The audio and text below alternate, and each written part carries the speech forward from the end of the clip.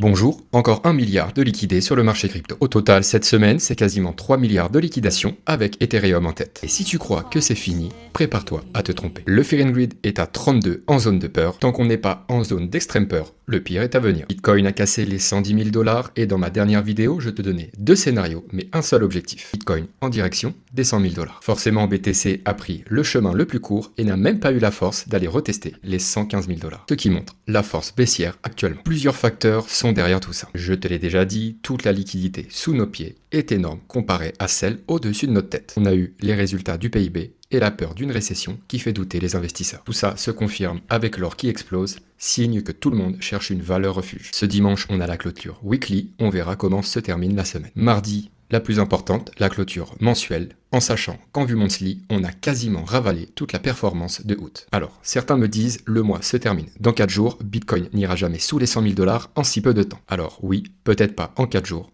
mais on ira. Quand BTC sera sous les 100 000 dollars, je réutiliserai la liquidité des cryptos que j'ai vendus le 13 septembre, quand certains me prenaient pour le fou du bus. Et si je recharge sous les 100 000 dollars, c'est bien que je vois une jambe haussière derrière. En clair, on a vendu au sommet, shorté au top, reste plus qu'à recharger dans l'extrême peur. Tout ça a été partagé aux membres du terrier privé. Pour nous rejoindre, c'est simple, t'as juste à commenter crypto. Bref, simple, efficace, rusé comme un renard.